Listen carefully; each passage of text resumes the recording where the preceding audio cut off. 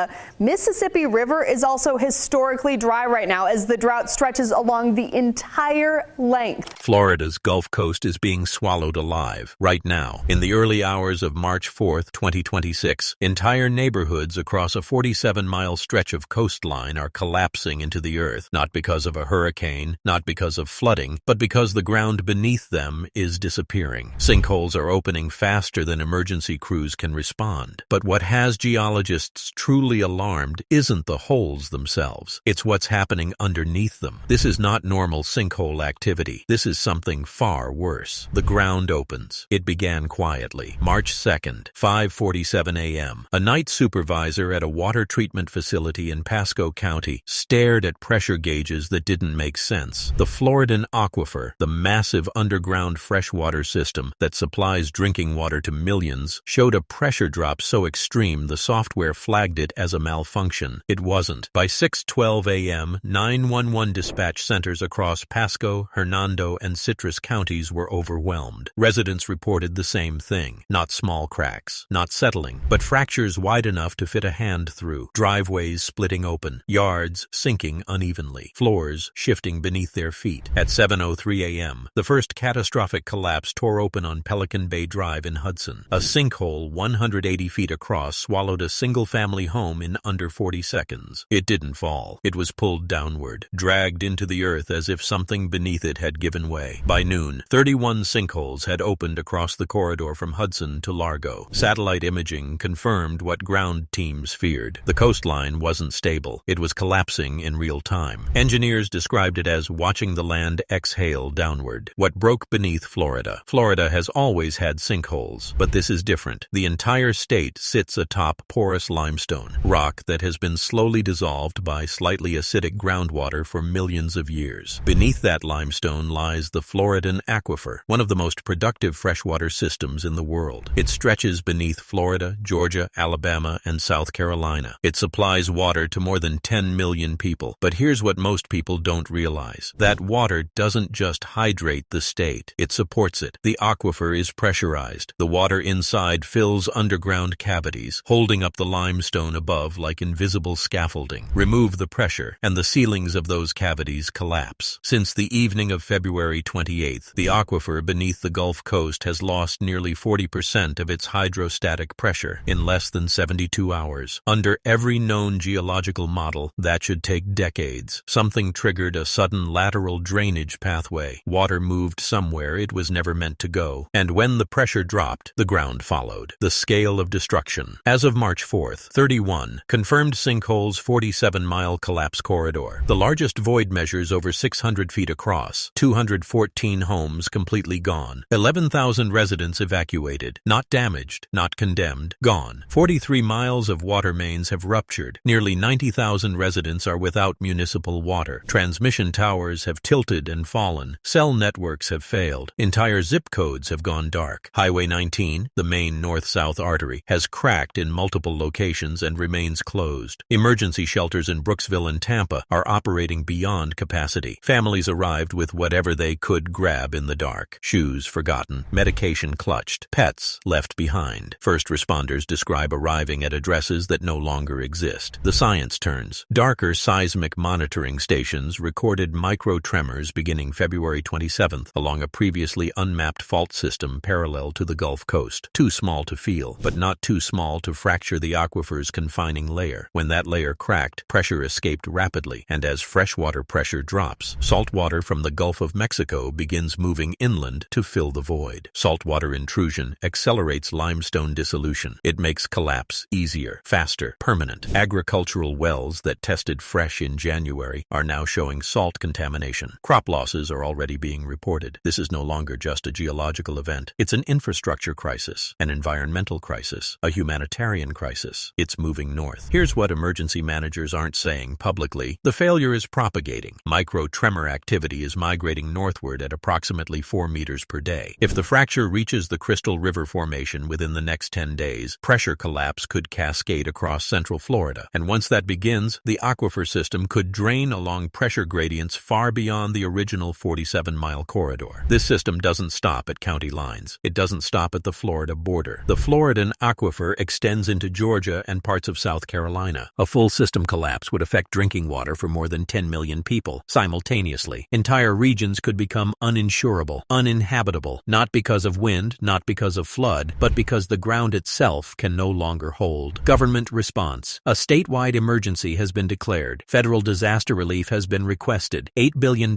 in immediate aid. FEMA has deployed thousands of personnel. The National Guard is active. But here is the brutal reality. You cannot stabilize ground that is still moving. Rescue routes close without warning. Heavy equipment sinks. Command centers relocate daily. Congressional hearings have begun, debating whether this is natural geology or climate-amplified aquifer stress. Meanwhile, 11,000 people sleep on cots, waiting for answers that may not come. The worst-case scenario. Scientists are modeling 3 possible outcomes. 2 involve long, painful recovery measured in years. The third has no recovery timeline. In that model, fault propagation reaches critical formations, creating a cascading depressurization event across central and northern Florida. Sinkholes would begin forming in counties that have never recorded one. Major infrastructure, including ports, military installations, and power facilities, sits directly above the aquifer. If the ground moves there, the national supply chain feels it. This isn't just a neighborhood disaster. This is foundational. The sinkhole isn't under a house. It's under everything. What this means. Florida has always known it lives atop limestone. Sinkholes have always been part of the risk, but they were local, isolated, predictable. This is systemic. This is pressure loss at a geological scale never recorded in modern monitoring history. The water that quietly supported this coast for centuries is vanishing, and no one can say with certainty where it went, or when the ground will decide it's done falling. Right now, monitoring stations continue to record falling pressure. The fault continues to migrate. The aquifer continues to drain, and the worst-case scenario remains on the table. The limestone beneath Florida has been dissolving for millions of years, but what's happening now is not slow geology. Something broke, something drained, and the land above is still catching up to that truth. If you found this breakdown important, share it, because understanding what's happening beneath our feet is no longer optional. It's essential. Scientists say the cause lies beneath the surface in the Floridan aquifer, one of the largest freshwater systems in the United States. Normally, the pressurized water inside this aquifer supports the limestone above it like an invisible foundation. But in less than 72 hours, that pressure suddenly dropped, weakening the underground rock structure. As the support vanished, the limestone ceilings collapsed, triggering massive sinkholes across the coast. Thousands of residents have already been evacuated, and critical infrastructure has failed. Subscribe for real-time updates on this developing crisis. Like this video so more people see it, and stay informed, because this story isn't finished. The ground is still moving, and Florida's Gulf Coast is still falling.